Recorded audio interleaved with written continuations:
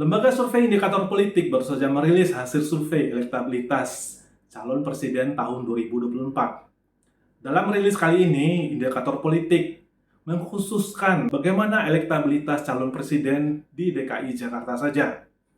Nah, dari hasil survei yang disodorkan adalah simulasi 3 nama. Jadi 3 namanya adalah 3 nama teratas yang selalu muncul di dalam survei-survei di seluruh lembaga survei, yaitu Ganjar Pranowo, Prabowo Subianto, dan Anies Baswedan. Survei ini dilaksanakan pada tanggal 24 Februari sampai dengan 3 Maret 2023 yang melibatkan 2060 responden, kemudian margin of error sebesar 3,5% dan tingkat kepercayaan sebanyak 95%. Dari hasil survei ini menunjukkan bahwasanya Anies Baswedan unggul dibanding dengan Ganjar Pranowo dan Prabowo Subianto. Keunggulan Anies Baswedan ini yaitu sebesar 42,4%.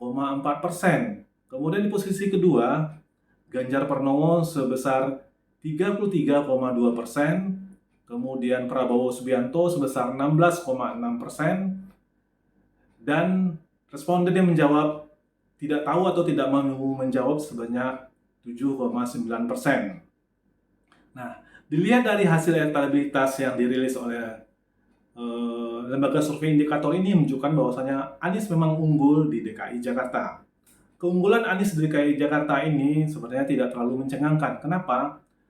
Karena Anies adalah Gubernur DKI Jakarta tahun 2017 sampai 2022. Kemudian, indikator juga menuturkan melalui Burhanuddin Muhtadi bahwasanya tingkat kepercayaan atau tingkat kepuasan dari warga DKI Jakarta terhadap kinerja Anies Baswedan tahun 2022 menunjukkan angka sebesar 70% lebih. Artinya, secara keseluruhan atau secara umum, warga Jakarta mengaku puas dengan kinerja Anies Baswedan. Nah, seharusnya dengan angka seperti ini, tingkat elektabilitas Anies Baswedan harusnya jauh lebih dari sebesar 40%. Apalagi jika melihat dari hasil Pilkada DKI tahun 2017, Anies unggul sebesar 54%. Nah, kenapa Anies Baswedan tidak bisa unggul jauh di DKI Jakarta ini, padahal beliau adalah gubernur yang pernah menjabat di DKI Jakarta? Hal ini disebabkan karena beberapa faktor. Itu yang pertama adalah Jakarta merupakan daerah yang sangat heterogen, jadi tidak ada satu suku atau etnis yang dominan di DKI Jakarta. Memang di Jakarta yang paling banyak adalah suku Jawa, itu sebesar 30%. Namun belum bisa dikatakan dominan. Ada juga suku Betawi, kemudian suku Sunda, ada suku Batak, Minang, dan juga Tionghoa. Nah, dengan heterogennya penduduk di DKI Jakarta ini, jadi tidak bisa mengkristalkan terhadap salah satu calon yang akan duduk sebagai presiden tahun 2024. Kemudian yang kedua, rekam jejak kemenangan di DKI Jakarta ini setiap pemilunya selalu berbeda. Jadi dari pemilu ke pemilu tidak ada satu partai yang dominan DKI Jakarta. Di DKI Jakarta ini pernah menang PDI Perjuangan pernah, kemudian Demokrat juga pernah, dan PKS juga pernah memenangi pemilu di DKI Jakarta. Nah, hal ini membuktikan bahwasannya penduduk di DKI Jakarta ini juga sangat heterogen, jadi tidak terpaku pada satu partai politik.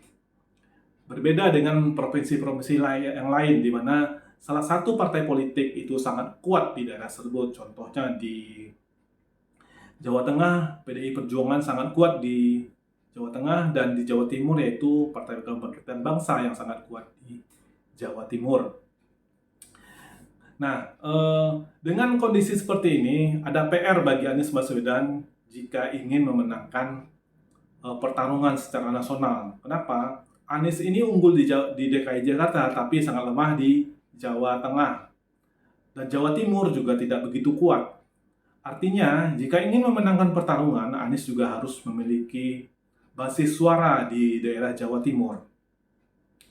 Dari beberapa kali pemilu menunjukkan bahwasanya siapa yang akan memenangkan daerah Jawa Timur, maka merekalah yang akan memenangkan kompetisi pemilihan presiden. Jadi dari hampir setiap pemilu, pemenang pemilu presiden selalu memenangkan daerah Jawa Timur. Nah, hal ini menunjukkan bahwasanya eh, Jawa Timur merupakan kunci dari kemenangan. Kenapa? Karena saat ini belum ada calon presiden yang merepresentasikan orang Jawa Timur. Artinya, peran wakil presiden untuk mendampingi calon presiden di tahun 2024 ini sangat krusial. Kenapa? Karena perbedaan elektabilitas di ketiga calon presiden ini tidak begitu lebar, itu jaraknya hanya tipis-tipis, jadi tidak ada calon yang dominan yang unggul dalam elektabilitas. Nah, beberapa pengamat politik mengatakan bahwasanya kunci kemenangan itu ada di Jawa Timur. Siapa yang memenangkan Jawa Timur, maka dia akan memenangkan secara nasional.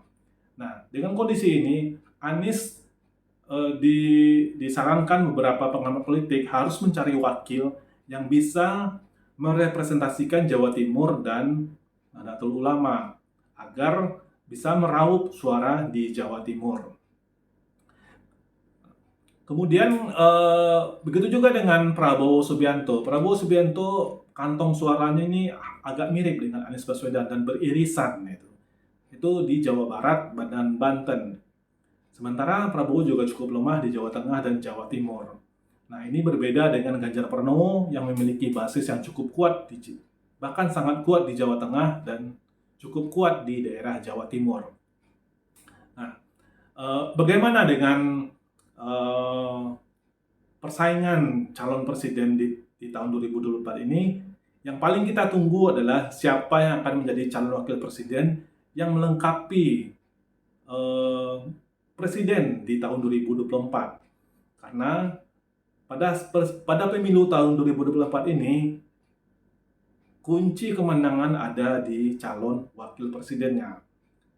Pemilihan wakil presiden yang tepat, yang bisa memberikan elektoral yang lebih kepada calon presiden, maka dia akan memenangkan pertarungan.